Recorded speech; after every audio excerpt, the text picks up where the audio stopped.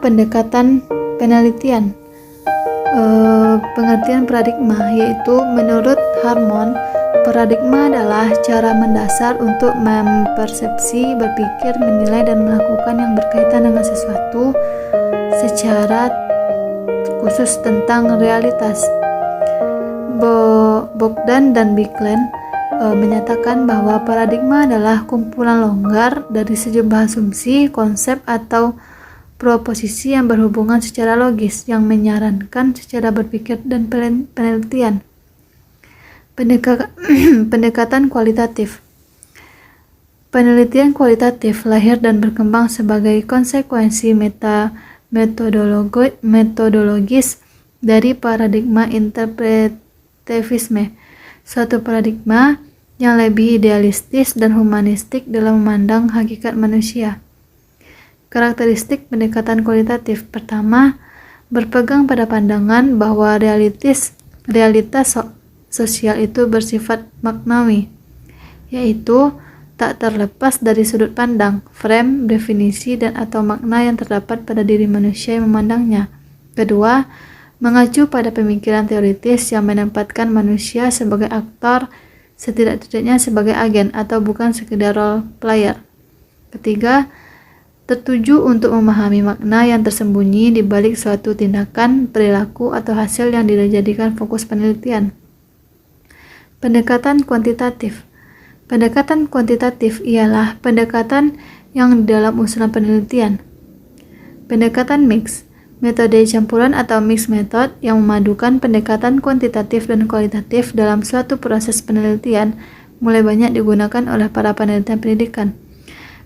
Metode penelitian yang diaplikasikan bila peneliti memiliki pertanyaan yang perlu diuji dan segi outcomes dan prosesnya, serta menyangkut kombinasi antara metode kuantitatif dan kualitatif dalam satu penelitian.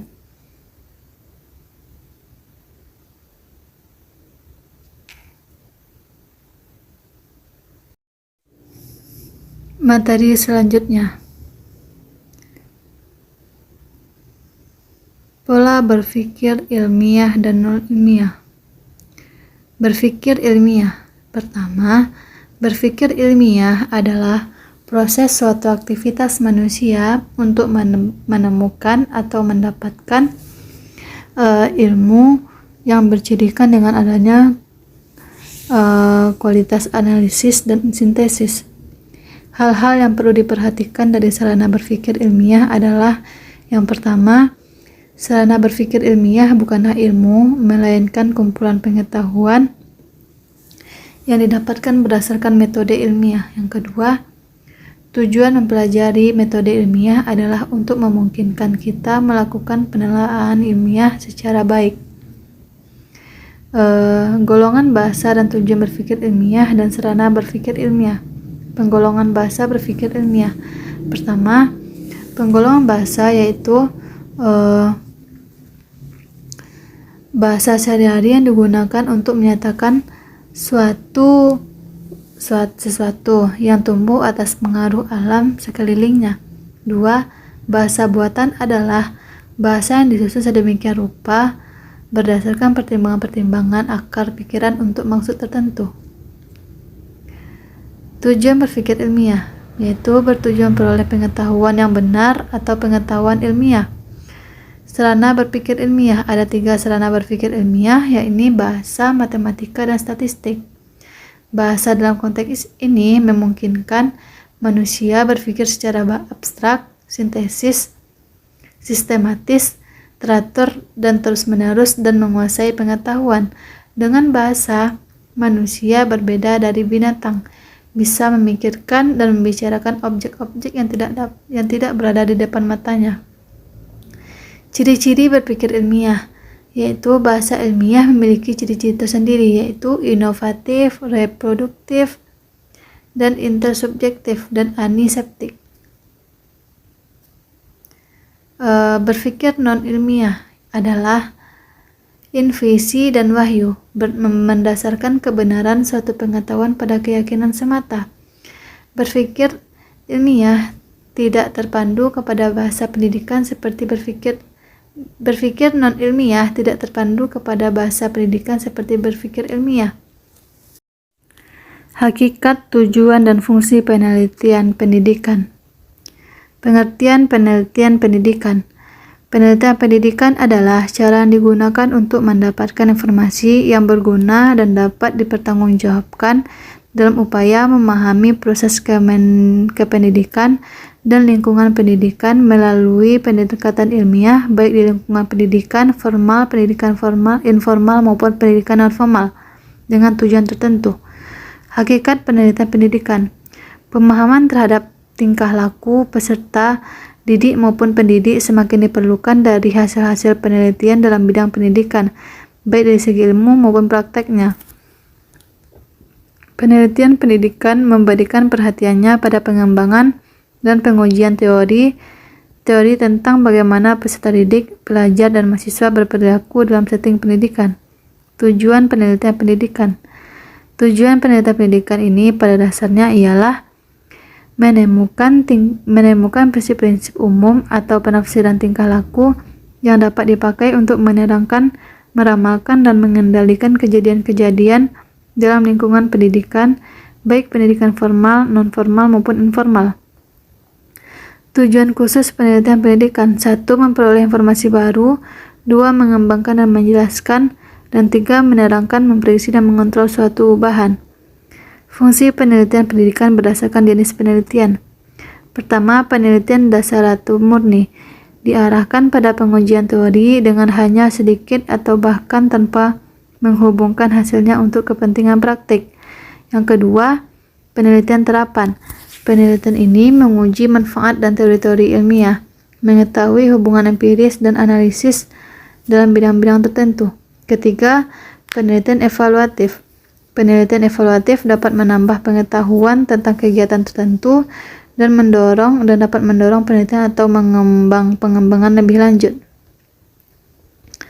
Fungsi penelitian berdasarkan tujuan penelitian. Pertama, penelitian deskriptif ditujukan untuk mendeskripsikan suatu keadaan atau fenomena-fenomena apa adanya saat penelitian dilakukan.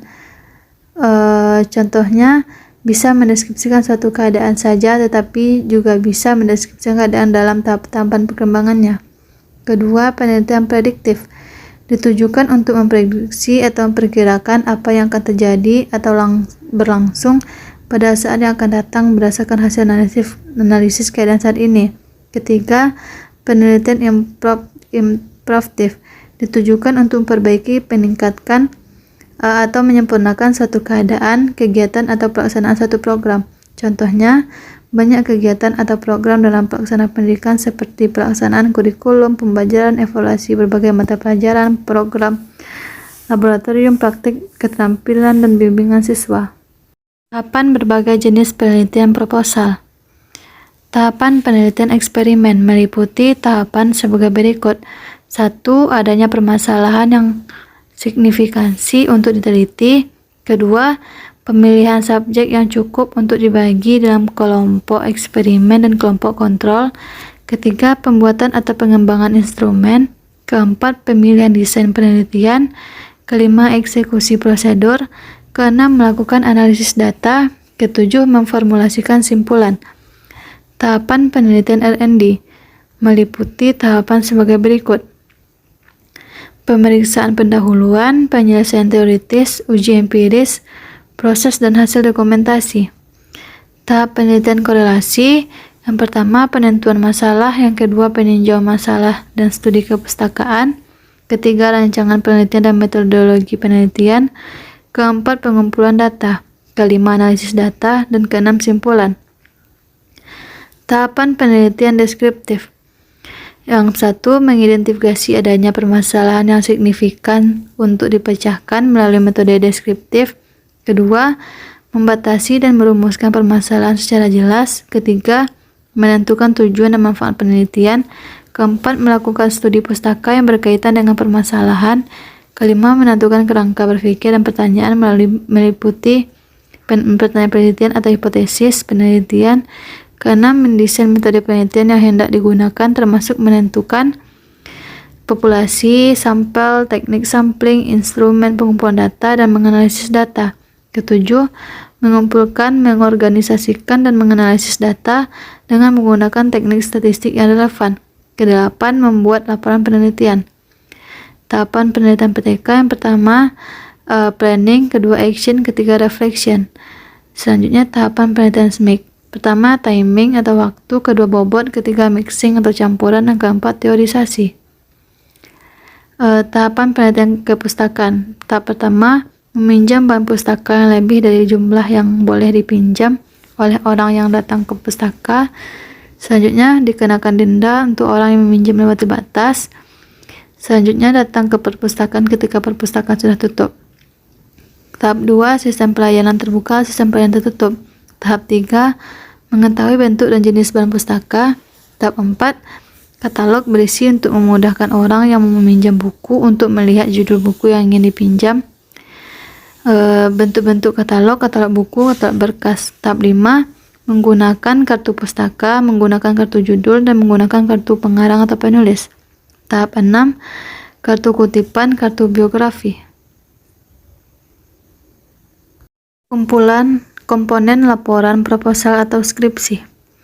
Proposal penelitian kualitatif kuantitatif meliputi judul, latar belakang masalah, fokus masalah atau rumusan masalah, tujuan penelitian, kegunaan penelitian, penelitian terdahulu, kajian teoretik atau kerangka konseptual, hipotesis penelitian jika ada, metode penelitian, sistematika pembahasan. Proposal penelitian PAR meliputi judul penelitian, isu dan fokus penelitian, alasan memilih komunitas sebagai subjek penelitian, kondisi komunitas saat ini, kondisi komunitas yang diharapkan, strategi yang akan digunakan, pihak-pihak yang akan dilibatkan, jika sudah masuk ke pemberdayaan, sumber yang dimiliki, modal pelaporan, dan lampiran. Proposal penelitian CBR meliputi judul penelitian, latar belakang, tujuan penelitian, tinjauan pustaka, metode penelitian, knowledge translation, dan tim peneliti dan keahlian masing-masing. Proposal R&D meliputi potensi dan masalah, mengumpulkan informasi, desain produk, validasi desain, perbaikan desain, uji coba produk, revisi produk, uji coba pemakaian, revisi produk lanjut, dan pembuatan produk massal. Dan hambatan pada tahap penelitian dan solusinya. Hambatan yang paling sering terjadi oleh masing-masing penelitian yaitu: 1. Tidak menguasai materi mengenai jenis penelitian serta kurang mampu meneliti dan menulis penelitian. 2. Tidak adanya panduan penulisan penelitian. 3. Tidak adanya biaya penelitian. 4. Kurangnya sarana penunjang. Yang 5. Peneliti yang gaptek. 6. Terdapat masalah struktural dalam hal kelembagaan dan regulasi sumber daya manusia. Solusi dari hambatan penelitian. Pertama, memberikan sosialisasi guru sebagai tenaga profesional dan memotivasi guru untuk melaksanakan penelitian pendidikan. Kedua, mengadakan pelatihan penulisan hasil penelitian untuk guru. Ketiga, mengadakan buku penelitian, buku hasil penelitian, dan panduan penulisan hasil penelitian pendidikan. Keempat, memberikan bantuan dana dan biaya untuk penelitian.